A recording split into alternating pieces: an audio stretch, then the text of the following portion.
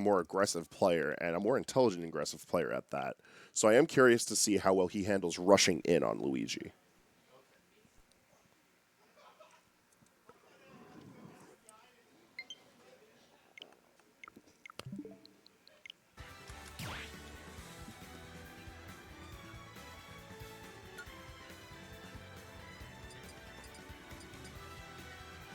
Small battlefield pick is probably the safest bet that they can get.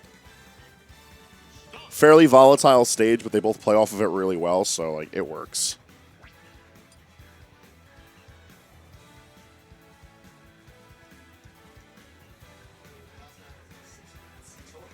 That makes sense.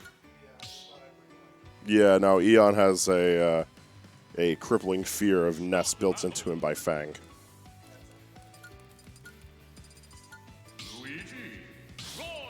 There's Luigi, there's the Roy, there's the fist bumps, and we're off to the races, folks.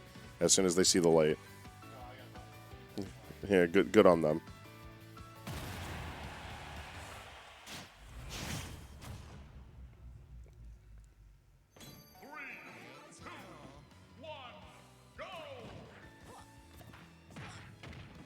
Yeah, that's kind of how I expected this to go. You start with Fireball and the Zair from Luigi just because he wants to try and occupy some space with his safer disjoints. And Roy just has the speed to be able to burst right on out. Although unusual for All for None, not finding any punish at all from the early up B from GuyGuy. Regardless of how well GuyGuy is playing on any given day, you cannot afford to just give him a breath of relief like that. He's just like that. He almost finds his kill with Zair into dash attack.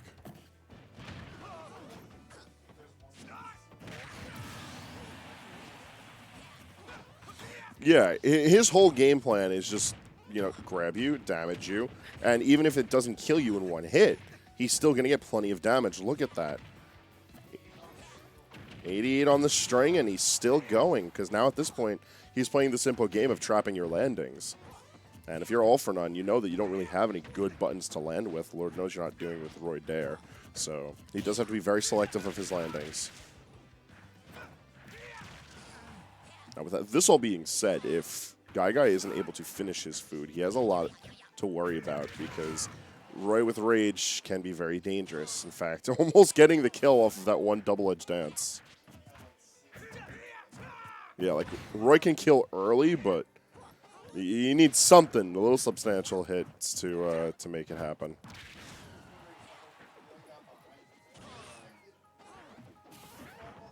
He's just moving along.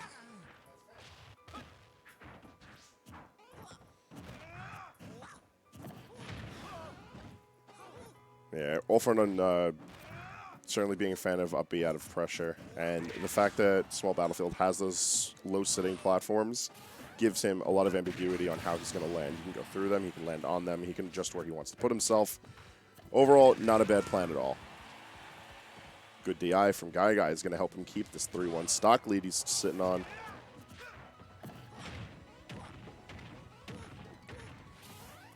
Yeah, talk about the danger. Messes up his kill, confirm, dies for it. Still a fresh stock ahead on All for None, still got plenty of time before All for None really puts us in a spot where he's bringing this match back. And in fact, we're not going to see it in Game 1.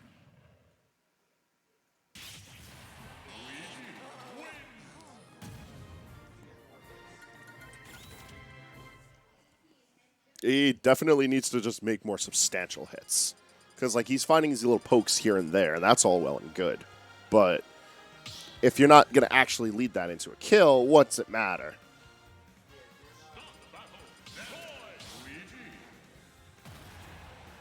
It's, I mean, the idea is there. Like, you have to be concerned with the fact that Luigi is always going to be in position to combo you and potentially kill you. All the same, Roy should be putting that fear in you, but if All for None's not able to find that spacing, then it doesn't really matter. Then you just have to worry about when you're at later percentages, and at that point, GuyGuy sits in the same situation that he had in Game 1, where he was up 3 stocks to 1 before he had to worry about losing any stocks at all.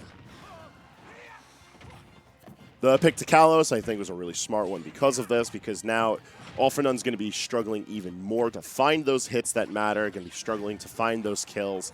All the while, Luigi's trapping landings and edge guarding all the same.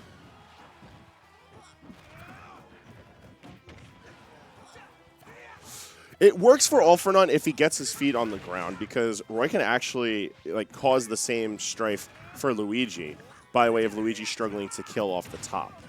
Although, GuyGuy adjusts his game plan to focus more heavily on the ledge. So, that's a matter of the player being comfortable in a certain situation. Stage-wise, it does work for Roy. Roy's able to edge guard to his own right and juggle pretty well. Take advantage of the fact that there's such that wide space before you even worry about the plats. It just so happens that GuyGuy as a player is pretty comfortable adjusting to Luigi. He's not really a one-trick pony.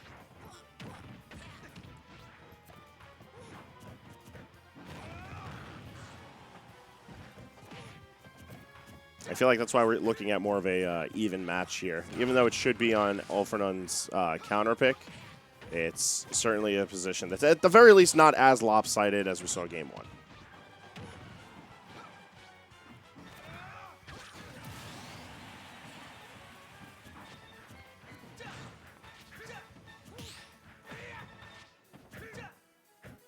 Good patience, even waiting to see if we can get anything with jab on block, but no dice.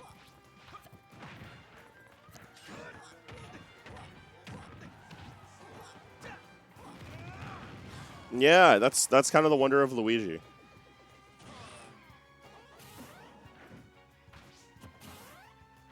That was a really good empty hop from All4None. He kind of got his ankles broke on that one.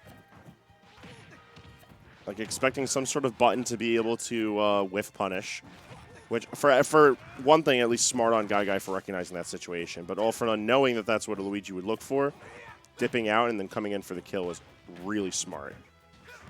Keeps him in the running for this.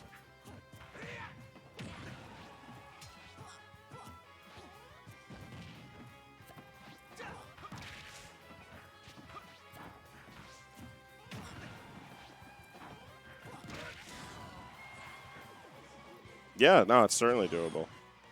Roy has a lot of kill power, and this is why the value of the stage is so high for Roy under Avery's wing, because you see how well he's able to shark out the landings, how well he's able to pressure to the ledge, and when Luigi's too worried about fighting off from the ledge that he's not in control of, it's a lot more difficult for him. Unfortunately for Avery, GuyGuy gets himself together, finds his win, and we have the 2-0 count for him. I would not be surprised to see these lads fight each other later on in the bracket, but for now, GuyGuy stays afloat in winner's side.